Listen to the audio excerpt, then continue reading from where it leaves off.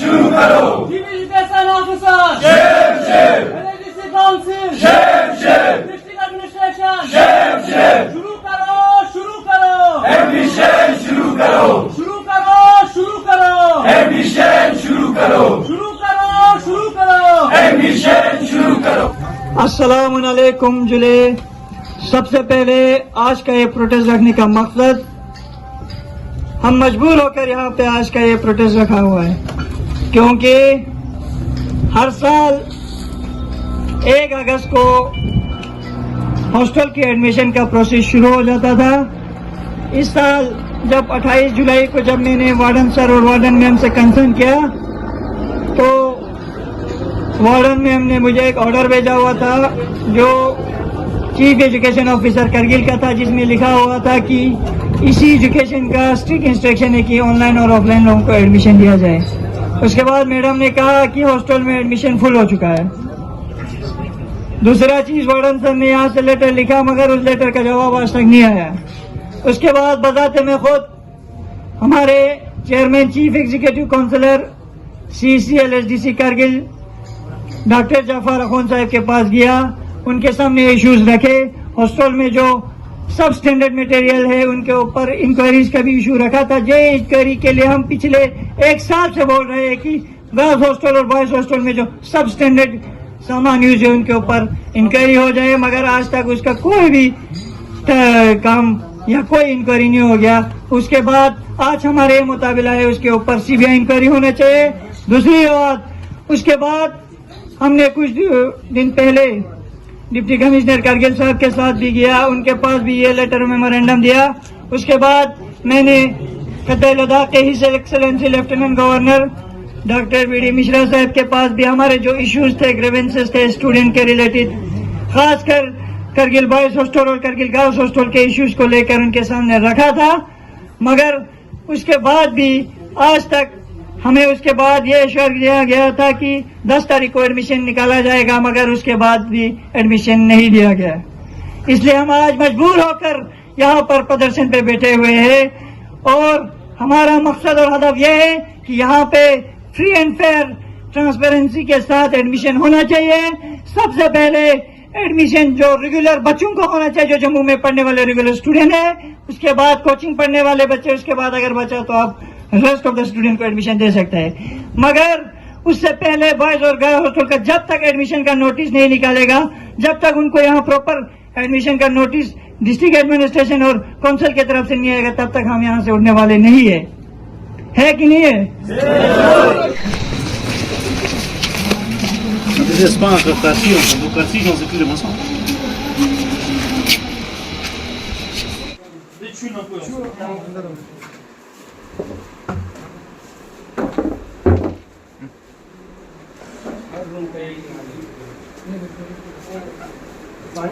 पानी आके यहाँ से फिर भर जाता है नीचे। Dinner chouga. Oh. Dinner full sam दूध कितने लोग बैठते हैं? जब पानी भरता है तो कैसे बैठते हैं? ऊपर से पानी आके इधर से मिट्टी लगा के कल इसी पूरा स्मेल भरा हुआ है। अब लाइब्रेरी में अभी तो मौसम भी ठंडा है, थोड़ा डेंगू ये वाला देखिए, अभी ये बंद करके रखे, इधर से भी पानी आता है।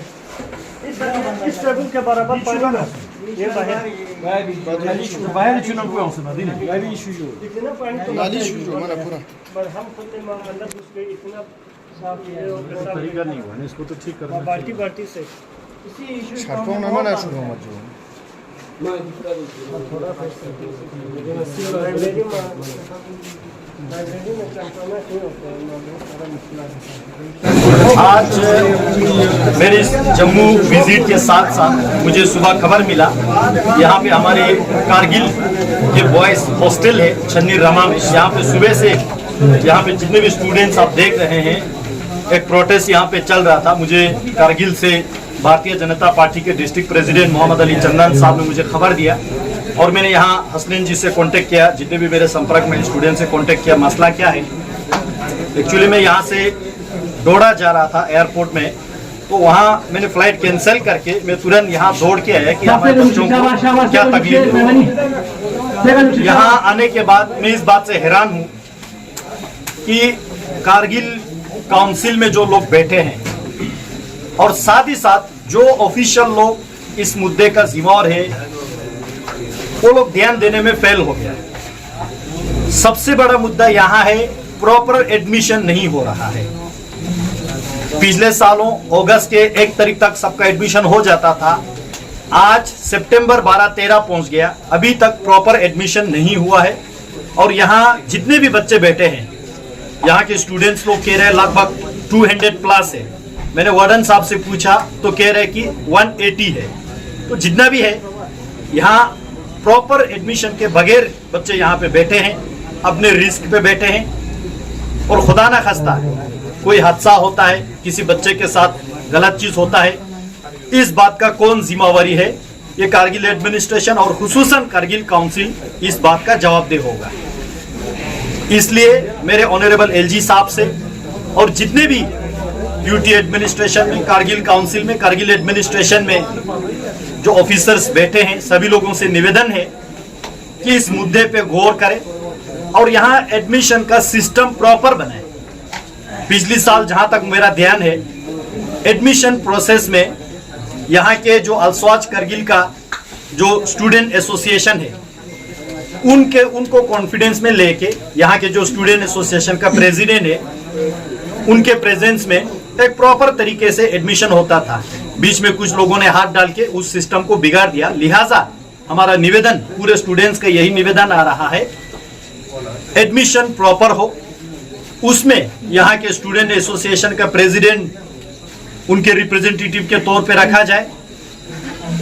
और हैरान की बात यह है, एक्चुअली यहाँ के हॉस्टल जो है ग्रेजुएशन से लेके पीएचडी या पोस्ट डॉक जितना भी हायर क्लास होते हैं उनके लिए बनाया।